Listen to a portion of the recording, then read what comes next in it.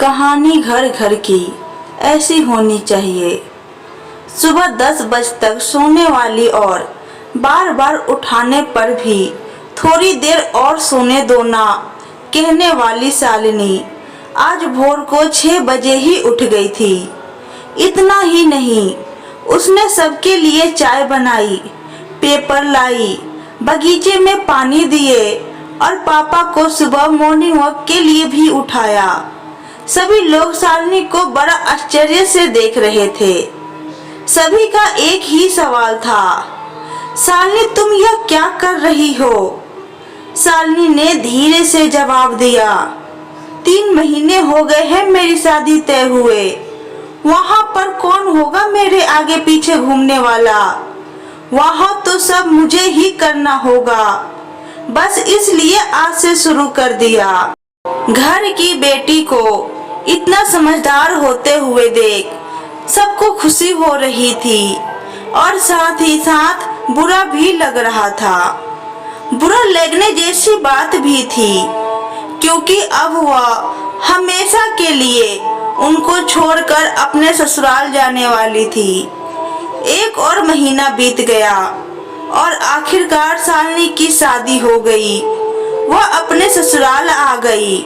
सुबह समय पर जग पाएगी या नहीं, इस विचार में वो रात भर सो ही नहीं पाई। सुबह होते ही उसने नहाया और पूजा की और खाना बनाने की तैयारी करने लगी। वह सोचने लगी कि आज खाने में क्या बनाया जाए जो बड़ों को और बच्चे दोनों को ही पसंद आए। तभी पीछे से एक मीठी आवाज आई। शालिनी ने पीछे मुड़कर देखा तो उसकी सासू माँ थी। अरे बेटा, इतनी जल्दी क्यों उठ गई? शादी की भाग दौड़ में थक गई होगी, ऊपर से घर वालों की याद भी तो आती होगी और मैं जानती हूँ रात को ठीक से सोई भी नहीं पाई होगी। ऐसे तो तुम्हारी तबीयत खराब हो जाएगी। शालिनी मन ही मन सोचने लगी, मेरी सासू माँ तो बिल्कुल वैसी नहीं है जैसी मैं सोच रही थी। मैं तो डर के मारे कितने दिनों से सुबह जल्दी उठने का प्रयास कर रही थी। यहाँ तो परिस्थिति बिल्कुल अलग है। शालिनी ने कुछ काम खत्म ही किया था कि तभी सासू माँ ने आवाज दी, बेटा इधर आओ, देखो तो सही मैं क्या बना रही हूँ। मटर पनीर, पराठा और गाजर का हलवा। अरे वाह, यह तो सभी मेरे फेवरेट डिश है। शालिनी बोली। उसे तो कुछ समझ नहीं आ रहा था। उसे लग रहा था जैसे ये सब सपना हो। शालिनी को एहसास हुआ कि यह सपना नहीं सच है। सासू माँ ने कुछ कहा पर शालिनी सुन नहीं पाई। वो थोड़ी डर गई। उसे डरा हुआ देखकर सासू माँ ने कहा, शालिनी जरा इधर तो आओ, यहाँ तो बैठो, मेरी बात ध्यान से सुनो और समझो।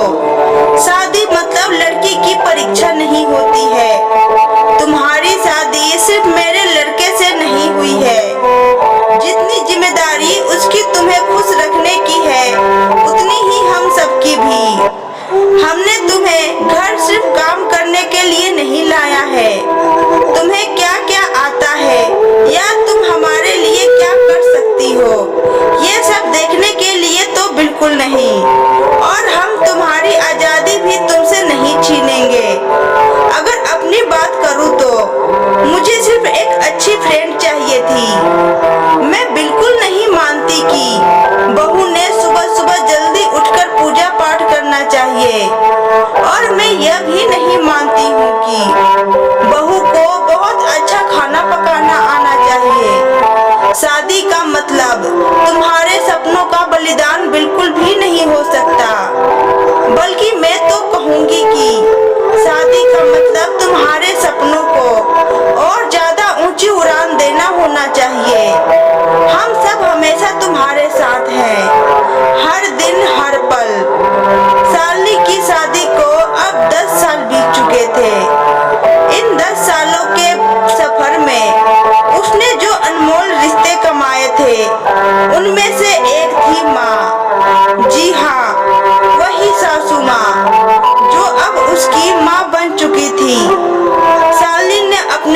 जीवन में काफी उतार चढ़ाव देखे थे, लेकिन उसके मन में यह एक सोच बहुत पक्की बैठ चुकी थी कि जब भी उसके लड़के की शादी होगी और वह घर में बहू लाएगी तो वो भी अपनी सासू माँ के तरह ही अपनी बहू के साथ व्यवहार करेगी। टीवी सीरियल में सास बहू को दिखाया जाता है, वही वास्तविकता है, ऐसा बिल्कुल नहीं है। समय के साथ लोग बदलते हैं, लोग के विचार बदलते हैं। कुछ गलत लोग जरूर जीवन में आते हैं, लेकिन सभी गलत हो ऐसा जरूरी नहीं। आखिर मैं यही कहूंगी कि बहू मतलब बेटी ही होती है। गलतियां तो हर किसी से होती है, इसलिए बहू के साथ भी वैसा ही व्यवहार करें जैसा खुद की बेटी के साथ करते हैं। तो कैसी लगी आपको मेरी कहानी, कमेंट बॉक्स में बताएं। धन्यवाद।